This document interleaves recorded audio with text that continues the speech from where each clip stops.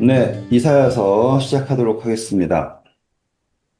저희가 오늘 이사여서 하는 것 중에서 어쩌면은 사람들이 제일 잘 아는 이야기, 하지만 제일 잘못 알고 있는 이야기를 할 거예요. 그게 바로 임마누엘이에요. 이제 이 임마누엘 이야기를 뭐 제가 어떻게 얘기하냐에 따라서 막 저보다 성경을 더 잘 아시는 분들이 막 저를 막 욕할 수도 있고 뭐 그럴 수도 있지만 뭐 사람마다 다 읽는 게 다를 수도 있는 거고 지금 뭐 읽는 게 다른 게 중요한 게 아니라 전체적으로 저희는 하나의 맥락을 맞춰서 읽어가고 있는 거잖아요. 그래서 저는 제가 여러분들한테 소개해드리고 있는 그 맥락에 맞춰서 설명해 드릴 거예요.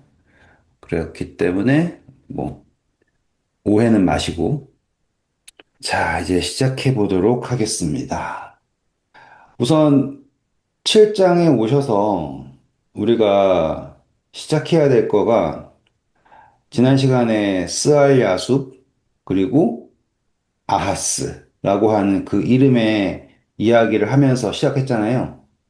마무리했잖아요. 시작한 게 아니라. 그러면서 이사야에게 하나님이 이사야를 통하여서 아하스에게 말씀하신 게 뭐냐면 굳게 믿어라예요. 믿음을 강조하십니다.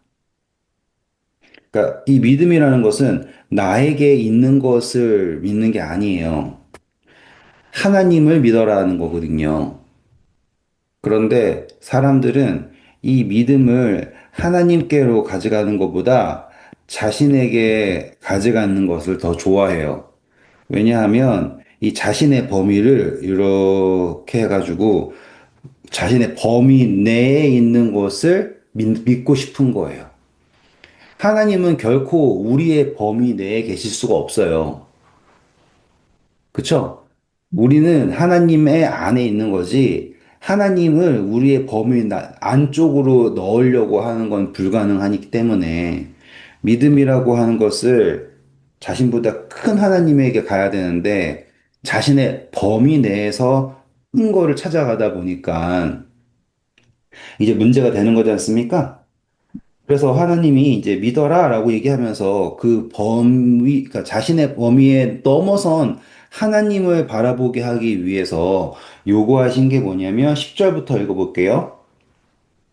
여호와께서 또 아하스에게 말씀하여 이르시되 너는 내 하나님 여호와께 한 징조를 구하되 깊은 데서든지 높은 데서든지 구하라 하시니 네, 감사합니다. 여기서 징조 나와요.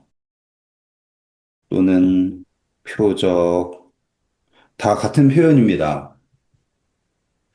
그런데 이제 이것을 어떻게 이해하셔야 되는 게 중요해요. 자, 무엇이 표적이 되겠습니까? 무엇이 징조가 되겠습니까?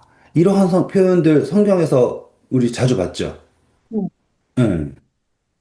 이게 표적이 될 거다. 그래서 우리가 출애굽기 딱 하면서 여러분 이적과 표적은 다른 겁니다. 라고 했잖아요. 기억나세요? 네. 네. 그래서 뭐 신기한 일 일어나는 게 중요한 게 아니라 그 일의 사건의 그 의미가 중요한 거예요. 그러니 지금 하나님께서는 뭐를 요구했냐면 신기한 일을 요구하신 게 아니에요. 아시겠죠? 어떤 음, 신기한 일을 해라가 아니라 표적이에요, 표적. 거기에는 의미가 있어요, 의미. 그러니 하나님께서 그 의미를 나타내시는 거죠. 갑자기 내가 요술램프에 지니가 나타나가지고 소원 세 가지 말해봐, 내가 들어줄게. 라고 하는 것과는 다른 거예요. 지금 앞에 1절부터 우리 9절까지에 나온 이야기가 뭐예요? 두려워하지 말아라. 내가 너에게 이렇게 함께 할 거고 하지 않습니까? 굳게 믿어라. 그러면 거기에 관련된 의미를 내포한 이적인 거예요.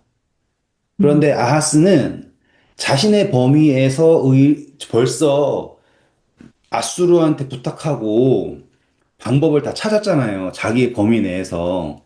음, 그러다가 아하스는 하나님과의 그 관계에서 나타나는 그 뭐라고 할까요? 요구사항을 모르지 않아요. 그 요구사항이라는 게 뭐냐면 하나님을 믿을 때 끝까지 믿어야 하고 그렇지 않으면 이라고 하는 것을 할아버지 때 봤잖아요. 우시아 때 봤잖아요.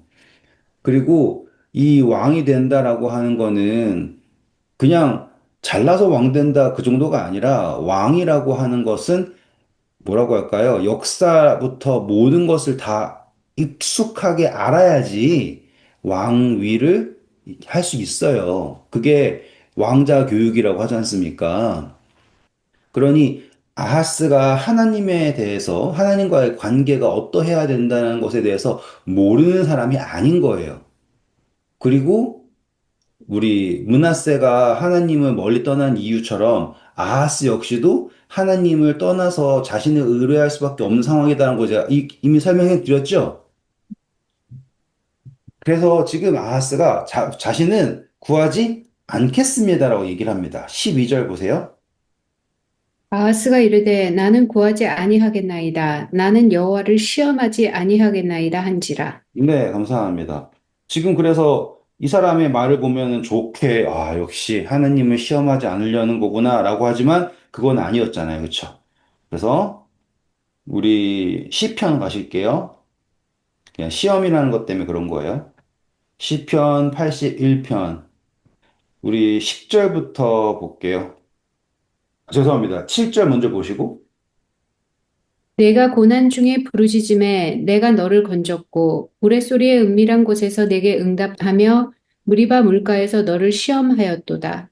지금 하나님이 출애굽 상태에서 말씀하신 것 중에 하나가 시험했다. 우리 출애굽기 할 때 했던 거예요. 그렇죠? 시험했다라고 얘기했어요. 음. 그러면서 이 시험은 하나님의 말씀을 듣는지, 그렇지? 않는지예요. 이해하셨어요? 음. 이 시험은 무슨 뭐라고요? 순종이었어, 순종. 중요한 거예요. 순종에 관한 거였어요. 그래서 8절. 내 백성이여 들으라 내가 내게 증언하리라 이스라엘이여 내게 듣기를 원하노라 너희 중에 다른 신을 두지 말며 이방 신에게 절하지 말지어다 나는 너를 애굽 땅에서 인도하여 낸 여호와 내 하나님이니 내 입을 크게 열라 내가 채우리라 하였으나 내 백성이 내 소리를 듣지 아니하며 이스라엘이 나를 원하지 아니하였도다. 지금 보시면 시험했다라고 할 때 핵심은 순종하는가, 듣는가라고 하는데 이 백성들은 하나님이 말씀해도 듣지 않아요. 하나님께 축복하시겠다라고 해도 입을 열어라 내가 채워줄게 라고 해도 듣지 않는 거예요, 지금. 그것을 아주 잘 나타난 상태가 뭐냐면 아하스에게 하나님이 나는 널 구원할 거고 내가 너에게 뭐야 축복을 할 거고 이거 약속을 한다고 하는데 듣기 싫다는 거예요. 음. 그래서 12절 그러므로 내가 그의 마음을 완악한 대로 버려두어 그의 임의대로 행하게 하였도다. 그래서 하나님께서 계속 말하고 순종하는지 확인하려고 노력했지만, 그쵸? 축복을 줬지만, 입을 열어라, 내가 넣어줄게라고 했는데, 자기 마음대로 가고 해서 하나님께서 하실 수 있는 방법이 뭐밖에 없어요? 자기의 정욕대로 내어놓는 것밖에 없었다. 하지만 그냥 버려두고 가만히 있는 게 아니에요. 그 다음에 하나님 마음 보세요. 내 백성아, 내 말을 들으라. 이스라엘아, 내 도를 따르라. 그리하면 내가 속히 그들의 원수를 누르고 내 손을 돌려 그들의 대적들을 치리니 여호와를 미워하는 자는 그에게 복종하는 채 할지라도 그들의 시대는 영원히 계속되리라. 또 내가 기름진 밀을 그들에게 먹이며 반석에서 나오는 꿀로 너를 만족하게 하리라 하셨도다. 네, 지금 여기서 보면 하나님의 마음이 보이죠. 두셨지만, 내 말을 들어라, 들어야 된다라고 하는 거는 그분의 마음에 있어요. 그런데 계속 붙잡을 수 없는 상태예요. 왜요? 그 행위의 열매를 사람들이 결과를 봐야 되는 상황이죠. 우리 기억나시죠? 그래서 포도의 나무의 열매가 많은 이유는 하나님께서 돌보셨기 때문이다. 그런데 그 나쁜 열매를 의뢰할 때 하나님은 돌보실 수 없다. 그래서 그 돌보심을 치웠을 때 그 나쁜 열매가 사라지게 되고 그렇게 되면은 이제 하나님밖에 볼 수밖에 없는 상태가 된다. 이 논리였잖아요. 네, 말씀하세요. 15절에 이게 무슨 말이에요? 여호와를 미워하는 자는 그에게 복종하는 채 할지라도 거기까지는 알겠는데 그들의 시대는 영원히 계속돼요? 이거 킹제임스 보면 정확하게 나와요. 이 15절 킹제임스 읽어주세요. 아, 주를 미워하는 자들은 자기를 낮추어 그분께 복종하였으려니와 그들의 시대는 영원히 지속되었으리라. 예, 그러니까 하는 체했다라는 것보다 복종하였으리라가 맞아요. 그게 훨씬 더 이해가 쉽죠. 왜냐하면 문맥 자체가 만약에 하나님의 말씀을 들었다면 13절 읽어보세요. 킹제임스로. 오, 내 백성이 내 말에 귀를 기울이고 이스라엘이 내 길로 걸었더라면 얼마나 좋았을까. 훨씬 더 문맥이 맞죠? 음, 그러니까는 내버려 뒀다. 하지만 만약에 내 말을 들었다면 다 음, 잘 됐을 거고 영원히 계속되었을 텐데 라고 하는 시적 표현인 거예요. 음, 그래서 성경을 여러 개를 보는 게 또 유리합니다. 음, 음, 일단은 잊지 마세요. 지금 하나님께서 시험하신다라는 것은 핵심이 뭐냐면 하나님이 말씀을 듣는가 안 듣는가예요. 내용 자체가. 음, 그러면 아하스가 하나님을 시험하지 않겠다라는 것은 뭘 말하는 거예요? 안 듣게. 하나님이 내 음, 말을, 내 기도를 듣는가 안 듣는가 확인하지 않겠다라는 거예요. 음, 지금 하나님께서 하늘이든 땅이든 뭐든지 구해봐라 라고 얘기하시는 건 뭐냐면 내가 너의 말을 듣고 있다라는 것을 확인하는 거예요. 음, 음, 들으시는 하나님, 들으심을 확인하는 건데 지금 너의 관계가 있다, 소통이 되고 있다 라고 하는 것을 확인하기 위해서 뭐든지 말해봐라 내가 할게 라고 했잖아요. 음, 마치 히스기야한테는 해시계 돌리고 이야기하지 않습니까? 그렇죠? 음, 앞으로 가게 할까, 뒤로 가게 할까. 지금 해가 움직이는 게 중요한 게 아니죠. 음, 음, 네. 중요한 것은 거기에 나오는 표상이에요. 표징. 음, 그래서 나중에 우리가 이 아하스가 만든 해시계라는 것도 중요하다 했잖아요. 기억나시죠? 그때? 음, 음, 예. 지금 아하스는 징조를 구해라라고 했을 때 거절했고, 히스기야는 자기가 구원받는 것에 징조를 구했고, 음, 앞으로 갈까요? 뒤로 갈까요? 뒤로 가는 게 어렵습니다. 뒤로 가자. 이렇게 가는 이야기라고요. 그러니까 연결해야 돼. 들으시는 하나님. 음, 그래서 히스기야가 상소문을 펴놓고서는 성전에서 하나님 이렇게 얘기하잖아요. 그래서 하나님께서 들으시는가? 라고 얘기할 때 이 아하스가 나는 하나님을 시험하지 않겠다. 구하지도 않겠고 시험하지도 않겠다. 라고 얘기했다. 라고 하면 나는 하나님과의 관계가 의미가 없다고 생각한다. 라고 얘기하는 거예요. 그런데 이게 또 틀린 말은 아닌 게요. 참 제가 말하면서도 이게 여러분들이 오해하실까 봐 걱정되는데 사람들이 하나님을 떠날 때요. 하나님 안 믿는다고 선포할 때가 언제인 것 같아요? 라고 하잖아요. 그러면은 여기에 고난이라고 할까요? 이해하기 좋게. 고난을 당할 때 시작, 중간, 끝이라고 하잖아요. 만약에. 그러면 사람들이 하나님을 미워하고 싫어하고 버릴 때 우리 욥기 하니까 다 나올 거예요. 그렇죠? 음. 언제 하나님을 안 믿겠다고 선언할 것 같아요? 네? 세 번 다 그런데요. 시작할 때가 제일 세고, 시작할 때가 제일 그래요. 네.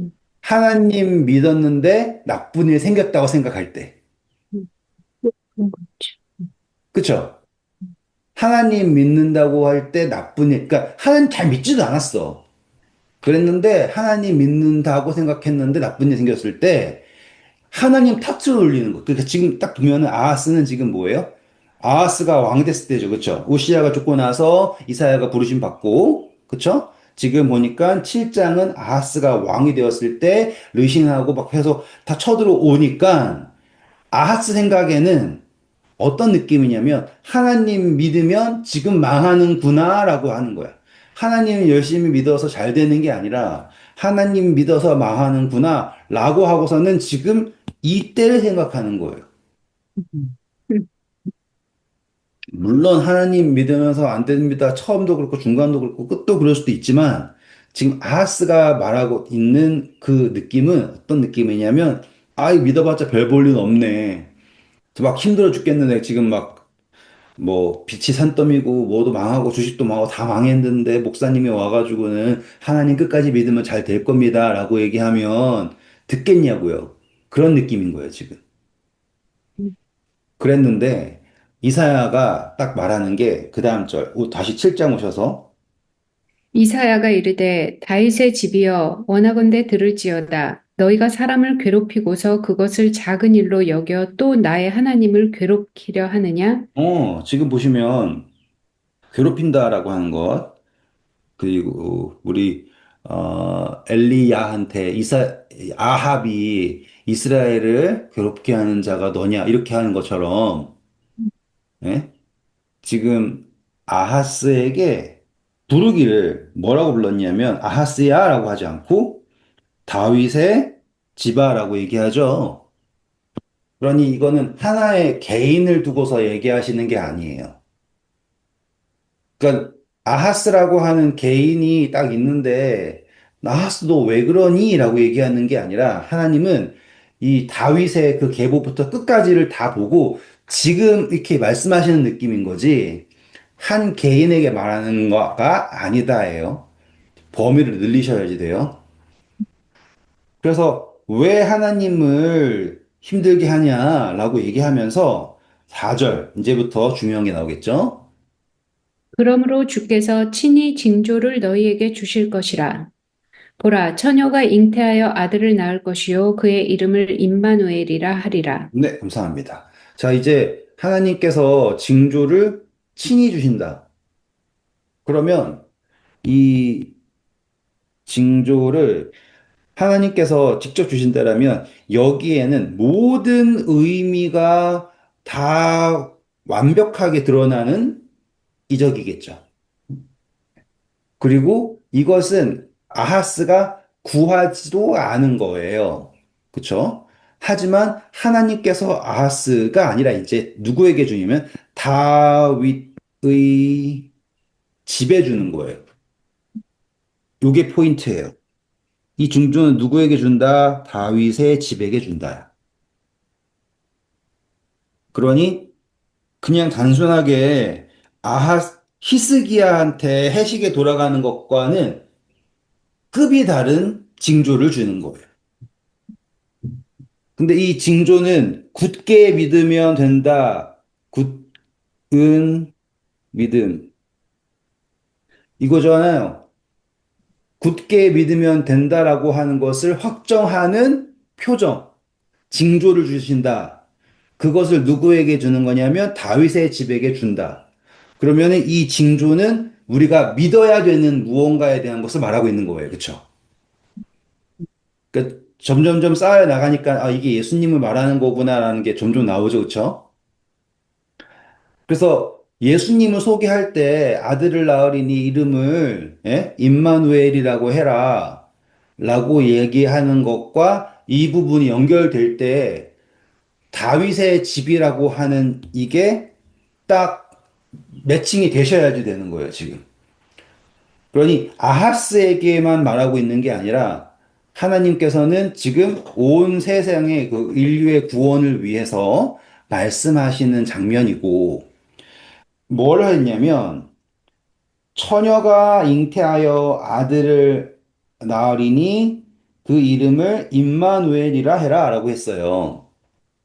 그런데 여기에서 뭐 학설이 막 여기 있습니다, 저기 있습니다. 그건 너무 어렵고 그러니까 짧게 소개시켜 드리면 이 처녀라고 하는 거 소개만 시켜 드릴게요. 이게 처녀라고 하는 게 정말 처녀인지 그 정말로 단 한 번도 남자를 알지 못한 여자를 말하는 건지 아니면 결혼 정년기에 있는 여자를 말하는 건지에 대해서 이렇게 이견이 갈려요. 그래서 결혼 정년기에 있는 여자가 아이를 낳을 건데 이름을 임마누엘이라 하라. 왜냐하면 성경에서 이 단어가 그냥 여자에게도 사용될 때가 있고 또 처녀라고 하는 것을 강조할 때도 사용될 때도 있고 하기 때문에 그래요. 근데 제가 이거를 그냥 소개만 시켜드리는 게 그게 의미가 없어요. 지금 그게 의미가 없다라는 걸 말씀드리고 싶어서 제가 그걸 말하는 거예요. 왜냐하면 이게 정말 처녀냐 안 처녀냐 따라가지고 이제 처녀라는 걸 강조할 때가 이제 예수님의 신성과 동시에 마리아를 올릴 때 하는 게 이거 한 거예요.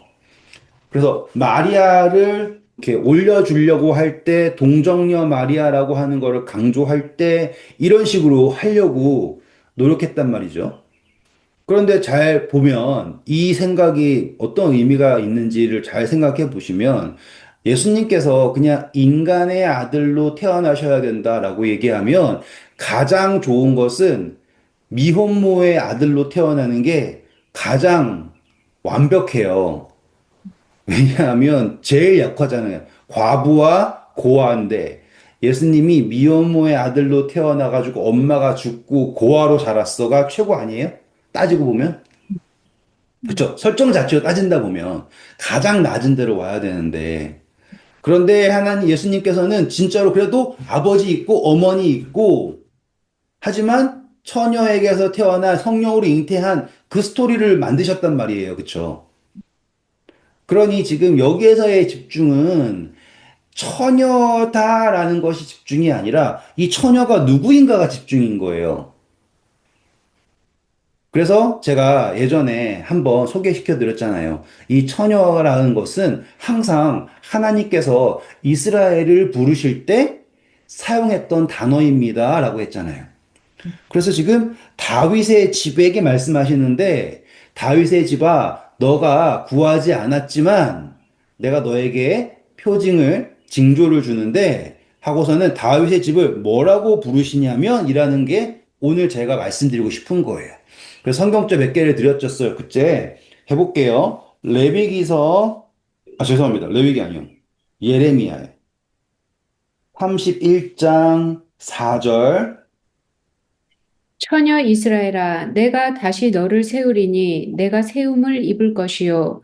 내가 다시 소고를 들고 즐거워하는 자들과 함께 춤추며 나오리라. 네, 여기서 분명히 처녀 이스라엘이라 했지 않습니까? 이런 식으로 여성형으로서 부르는데 결혼을 하지 않은 여자로 나올 때가 엄청나게 많아요. 특별히 오늘 제가 여러분들에게 딱 소개시켜 드리고 싶은 거는 에스겔서 16장이에요. 지금 다윗의 집을 처녀로 연결시킨 거예요, 지금. 근데 이것을 제가 막 지어낸 게 아니라 성경에서 계속 어떻게 말하고 있느냐면 에스겔서 16장 어디서 볼까요? 3절부터 볼게요. 이르기를 주 여호와께서 예루살렘에 관하여 이같이 말씀하시되 내 근본과 난 땅은 가나안이요 내 아버지는 아모리 사람이요 내 어머니는 헷 사람이라. 내가 난 것을 말하건대 내가 날 때 내 배꼽 줄을 자르지 아니하였고 너를 넘어갈게요. 이제 누군지 설명했던 이야기예요. 그래서 사람들이 다 죽어가고 있었다고 얘기했습니다. 6절 보세요. 내가 내 곁으로 지나갈 때 내가 피투성이가 되어 발짓하는 것을 보고 내게 이르기를 너는 피투성이라도 살아 있으라. 다시 이르기를 너는 피투성이라도 살아 있으라 하고 네, 멋있어. 정말, 정말 멋진 성경절이에요. 제가 제일 아름답게 여기는 거예요. 예수님께서 우리 바라보실 때 하시는 말씀이 뭐냐면, 살아있어라 라고 얘기하고 있어요. 그런데 7절 보면, 중요한 게 뭐냐면, 벌거벗은 알몸이다예요. 보이십니까? 7절 읽어볼까요? 내가 너를 들의 풀같이 맑게 하였더니 내가 크게 자라고 심히 아름다우며 유방이 뚜렷하고 내 머리털이 자랐으나 내가 여전히 벌거벗은 알몸이더라. 네, 지금 성장을 했는데, 알몸이 알몸. 성장은 했어요. 알몸이에요. 근데 그것은 뭐라고 표현했냐면, 이제 유방도 커지고 했다 그러죠. 이게 뭐예요? 여자가 이제 생식할 수 있는 나이로 되었다라는 뜻이에요. 그 다음, 내가 내 곁으로 지나며 보니 내 때가 사랑을 할 만한 때라. 그쵸. 내 결혼할 만한 때가 된 거예요. 이게 처녀를 말하는 거예요, 지금. 음. 처녀라고 하는 표현의 핵심이 뭐냐면, 남자를 알지 못한 여자라고 하면 5살짜리 여자애도 그런가요? 10살짜리 언제부터가 처녀예요? 이걸 이야기하는 게 아니라, 지금 하나님께서 한 백성을 발견했는데 그때는 피투성이밖에 안 되는 거였단 말이에요. 그런데 피투성이라도 살아라 하고선 보존하셨어요. 그리고 나서는 이제 정말로 알몸이지만 그래도 이제 열매를 맺을 수 있는 성년이 되었어요. 그거를 표현하는 게 뭐냐면 처녀예요, 처녀. 사랑할 만할 때가 되었다. 근데 벌거벗었죠. 그럼 어떻게 해야 될까요? 그 다음 보세요.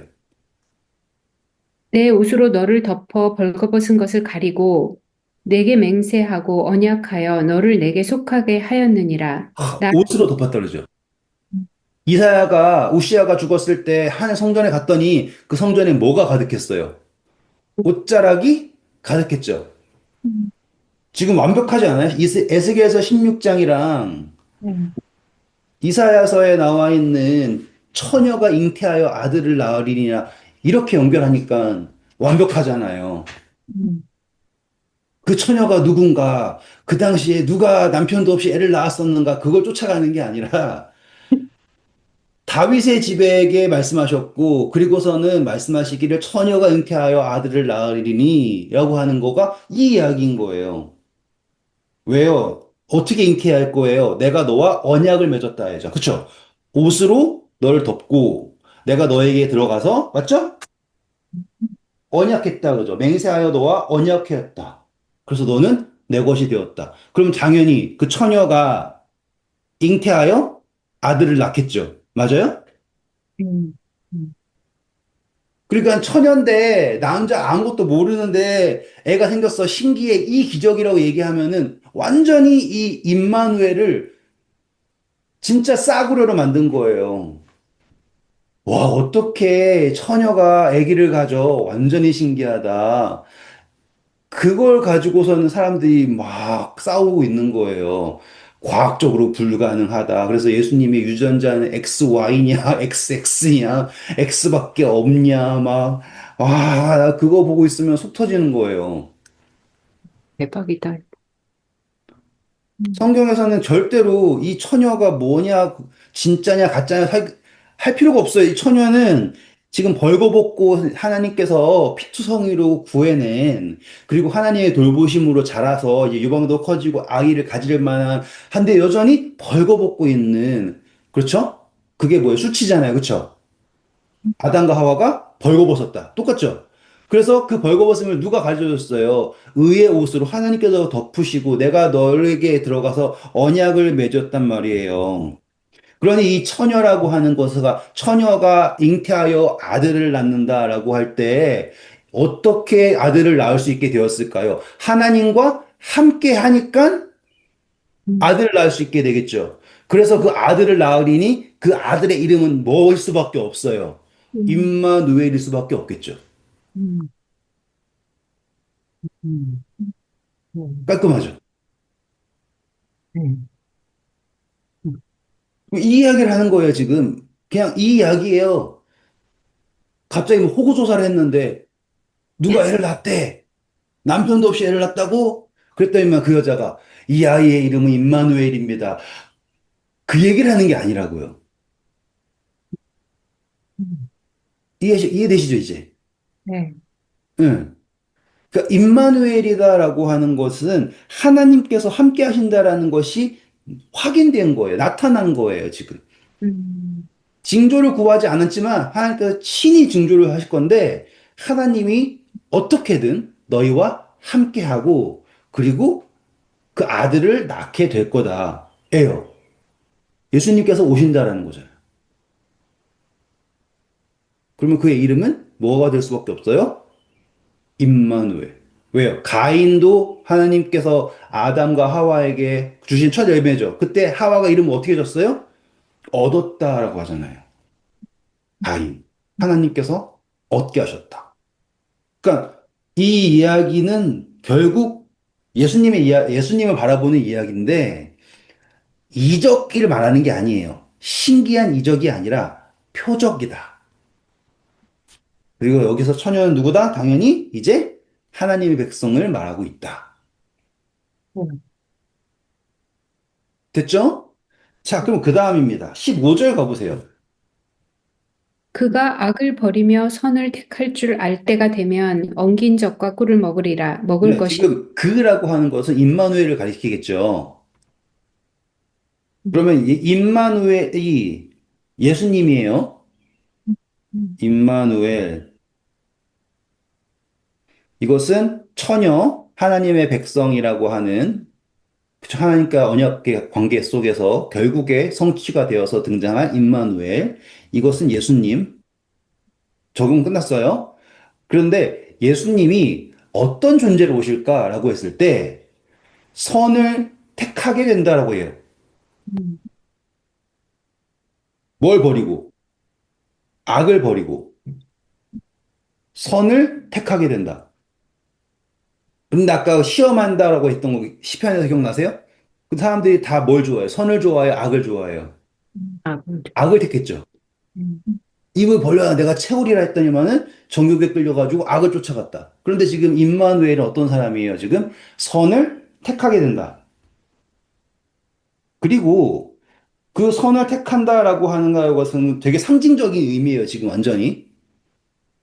이게 이제 해석하시는 분들은 한 사춘기가 되면은 이제 뭐가 옳고 그른지 알게 되겠죠. 이렇게 해가지고는 그 애가 태어난 다음에 애가 한 사춘기쯤 될 때쯤에 이제 아람이랑 이스라엘이 멸망하게 됩니다. 이렇게 해석을 한단 말이에요.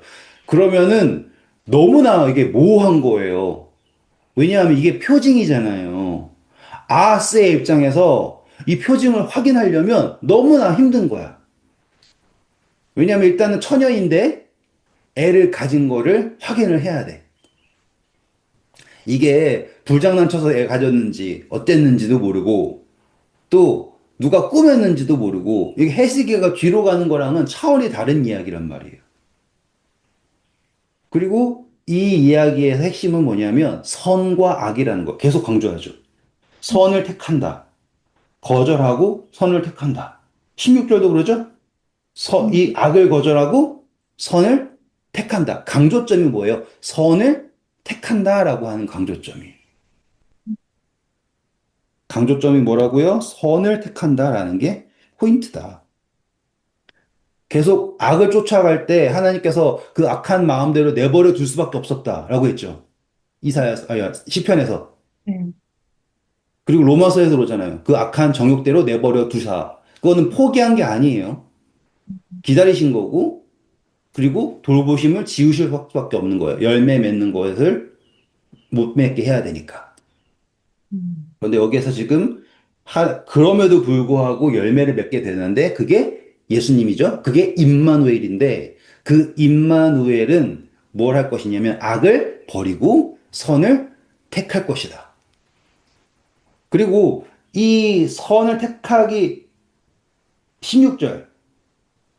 대저 이 아이가 악을 버리며 선을 택할 줄 알기 전에 내가 미워하는 두 왕의 땅이 황폐하게 되리라. 지금 궁극적인 목적은 하나님이 목적하신 거는 선을 택하는 게 목적이거든요.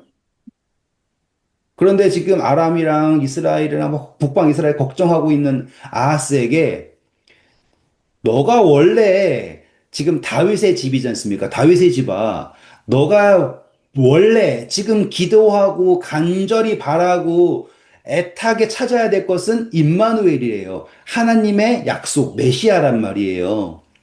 그런데 너가 지금 그것도 찾지 않고 기껏 찾는 게 당장 눈앞에 있는 이 불타는 부직갱이 같은 이 두 나라 왕들이 널 침략한다고 막 그러는데 그 아이가 임마누엘이 등장하기 전에 그거는 이미 다 없어져 있을 거야.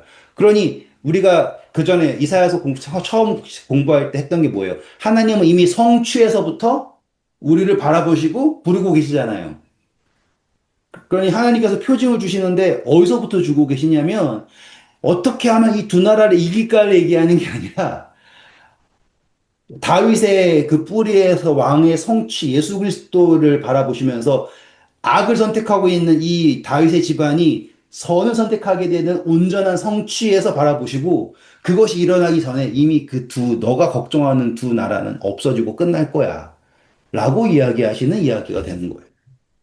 그 임마누엘이라고 하는 누군가가 성인이 되기 전에 망한 이 이야기가 아니라. 이해되십니까? 질문 있으세요? 조용해요. 아무 말 없어요? 넘어가요? 생각하고 있는 거예요. 감동받아서요. 그, 아니, 감동인데, 감동이고, 또 막, 뭐라 그러지? 되게 먼 그래서요. 같이 느껴지는. 이, 믿음은 가깝고도 멀어요.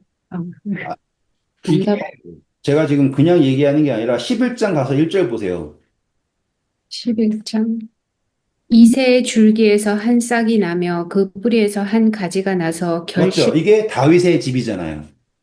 음, 그러니까 같은 이야기로 가는 거예요. 음, 그러니 이거를 막 신기하게 해석하면 너무나 어려운 거죠. 진짜 이렇게 시대적으로, 뭐, 시간적으로 생각할 게 아니라 진짜 항상 있을 수 있는 거네요. 그러니까. 그러네. 다 하나님이 그분의 백성에게 주시는 예언인데 음, 구하지도 않았지만 성취된 음. 그래서 8장 8절 뭐 내일 하겠지만 8장 흘러, 8절 보세요. 네. 흘러 유다에 들어와서 가득하여 목에까지 미치리라. 임마누엘이여 그가 펴는 날개가 내 땅에 가득하리라 하셨느니라. 지금 뭐 어떤 일이 막 이렇게 있는데 지금 보시면 결국에는 누구에게 성취가 끝나는 거냐면 임마누엘이에요. 그리고 임마누엘이 선택한다라는 것이 날개가 펴지면 네? 온 땅에 가득하게 된다라고 한 성취를 말하고 있는 거죠, 지금. 그러니까는 뭔지는 몰라요. 하지만 결국에 모든 것은 다 예수 그리스도로 가가 성취가 된다라는 걸 말하고 있는데 그거를 어떻게 우리가 이해하느냐를 지금 저희가 하고 있는 거예요. 근데 여러분들이 어떻게 이해하셨는지 모르지만 일단은 지금까지 논리적 흐름으로는 괜찮잖아요. 네. 네. 그때 그랬을 수도 있다. 뭐 이런 얘기가 없었고 또 혹은 뭐 그랬을 것이다라고 또 안 했잖아요. 그리고 제가 성경 단어를 막 원어 들어가서 보지도 않았잖아요. 일단 그쵸? 지금 임마누엘을 그냥 딱 예수님이라고 항상 생각하고 봤기 때문에 네. 이게 얘네 시대에서는 이미 아직 먼 미래고 네네. 우리가 볼 때는 이미 지나간 건데 네. 근데 지금 설명을 들으니까 정말 anytime 항상 언제나 어디서 있을 수 있는 것 같은 그런 그렇고요. 맞죠? 돼버린 거예요. 그리고 네. 이것을 다 경험하면 너가 할 수 있는 이야기가 뭐니라고 하는 게 임마누엘인 거예요. 그 하나님이 우리와 같이 계심이라 그거를 우리와 같이 계신다 말은 100번 하면서도 네. 뭐 하나도 그냥 임마누엘은 예수님이고 그냥 또 이렇게 왜냐하면 이 말이 되게 이, 이 아하스한테 주기에는 너무 근데 뭐랄까 어떻게 보면 또 이거밖에 줄 수 있는 게 없는 거야.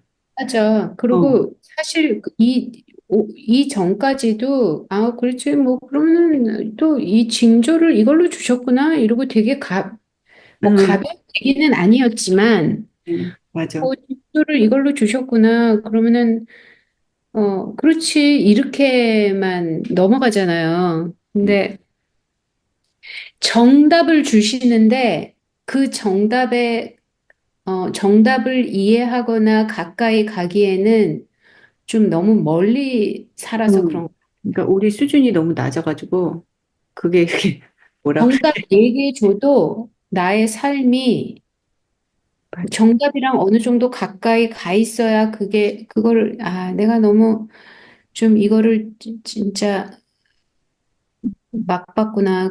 그런 생각도 드네요. 그, 뭐, 아하스 마음에 와닿았을까요, 이게? 안 아니, 와닿았어요. 전혀 이해할 수도 없겠죠. 그러니까. 음. 그러니까 약간 정답 말고 조금 더 쉬운 걸 주셨으면 차라리 당장 내일은 아하스야 뭐 이렇게 너무 엄청난 걸 주시니까 근데 집사님 말이 맞지만 틀린 게 뭐냐면 지금 앞에 이 이야기를 해석해 줄 수 있는 이사야가 있다니까요. 그쵸 그쵸 그죠? 그러니까 느부갓네살한테 보여준 꿈 같은 게 아니에요. 음, 선지자가 와서 친절하게 이야기해주는 상황이에요, 지금. 그리고 그냥 아무것도 밑도 끝도 없이 말해봐, 이게 아니라 약속하시면서 굳게 믿어라. 그러면 구원받을 거다라고 얘기한 상태에서 자, 이제 그걸 확정하기 위해서 너희가 징조를 구해봐. 라고 이야기했는데 거절한 거. 그러니까 네. 믿지 않으면 구할 수도 없는 거네요. 그렇죠. 정답이에요. 믿어야 그나마, 음, 그렇죠. 그렇다. 정답이에요, 정답. 그래서 지금 이 7장부터 8장, 9장 계속 보시면 계속 연결되어서 하나님께서 막 쏟아내고 있어요. 아하스 입장에서는 저 이제 그만할게요 그랬는데 이사야가 계속 이 얘기하고 있어. 그렇지 않아요? 네. 8장 1절 보면 또 주께서 하시고 그다음에 그러할지라도 하고서 계속 연결되는 거예요. 계속 이렇게. 그러니 아하스 입장에서는 좀 그만해요, 그만해요라고 할 정도로 붙잡아 놓고서 세탁자의 마당 거기에서부터 계속 말하고 계시는. 그러니까는 이게 그냥 사랑이 아니라 어떻게든 붙잡으려고 하는 사랑인 거고 이걸 다 겪고 나면 너가 얘기할 수 있는 거는 임마누엘이라는 것밖에 없을 거야라고 이야기하는 걸 말하고 있어요. 자, 17절 보세요. 여호와께서 에브라임이 유다를 떠날 때부터 당하여 보지 못한 나를 너와 내 백성과 내 아버지 집에 임하게 하시리니 곧 아수르 왕이 오는 날이라. 지금 에브라임이 유다 떠났다라는 거 뭐냐 포로 잡아갔던 이야기잖아요. 그렇죠? 음, 음. 그리고 남은 자는 돌아올 거다라고 했던 거 성취가 되는 이야기가 나오지만 지금 돌아갔지만 포로 잡혀갔지만 더 무서운 일이 일어날 거야라고 얘기하면은 제발 그러니 이제 좀 말 좀 들어주면 안 되겠니? 아람이랑 북방 이스라엘 온 거는 아무 일도 아니야. 더 무서운 일이 일어날 거야. 그건 누가 오는 거예요? 아수르가 올 거야라고 얘기하고 있죠. 음, 그래서 그 이야기를 다 그냥 쭉 넘어가면 정말로 힘든 일이야라고 하는 표현들이에요. 아시겠죠? 음. 그래가지고 얼마나 힘든 일이냐면 21절 보시면 한 사람이 몇 마리 가지고 있다 그래요? 한 어린 암소와 두 양. 이제 어린 남소는 젖을 잘 못 만들어요. 이게 어느 정도 성축해야지 젖이 잘 나와요. 아기를 낳고. 그리고 양도 두 마리밖에 없어요. 그런데 얼마나 사람이 적으면 그걸로 뭘 만들어요? 치즈 만들어 먹고 엉긴 젖 만들 수 있다라는 거예요. 그러니 얼마나 황폐해진다라고 하는 거를 시적으로 표현한 거예요. 풍요로움을 표현할 때는 모든 사람이 버터 먹고 꿀 먹고 라고 얘기하는 거지만 얼마나 패망했냐라고 했을 때 사람이 너무 적어서 젖 겨우 나오는 암소한테부터 나온 걸로 가지고 남아 돌아가지고 치즈 만들고 버터 만들어서 먹을 정도다라고 하는 시적 표현이에요. 그리고 포도원 이야기가 나와야겠죠? 가치가 엄청나게 높았던 곳에 남은 거는 이제 찔레나무밖에 없을 거다. 황폐해지는 모습. 그러니 이렇게 핍박이래요. 풍요로움에 있다가 자신의 열매를, 다시 말하면 하나님을 나타내는 열매가 아닌 자신을 나타내는 열매, 나쁜 열매만 맺고 있던 다윗의 집에게 하나님께서 하실 수 있는 것은 울타리를 치우고 망루를 제하고 그러고서 열매를 못 맺게 하는 것이었고, 그런데 열매를 못 맺게 되었을 때 믿어야 될 것은 하나님을 바라보고 하나님이 포도원에는 농부가 필요하다라는 걸 확정이 돼야 되는데 그렇게 하지 않았잖아요. 그리고서 하나님께도 구하지 않고 그랬을 때 하나님이 징조를 주신다. 그게 임마누엘이다. 처녀, 다시 말하면 다윗의 집아, 그쵸? 유다야, 에브라임아라고 하면서 여성형 했지 않습니까? 그쵸? 그래서 너가 지금 잉태를 해서 열매를 맺게 될 거다. 그게 결국에 그 모든 경험을 통하여서 너가 할 수 있는 것은 하나님이 우리와 함께 하셨구나라고 하는 임마누엘이고 그 임마누엘은 예수 그리스도이고 예수 그리스도가 나타났을 때 다윗의 집이 악을 버리고 선을 택하게 될 것이다. 그쵸?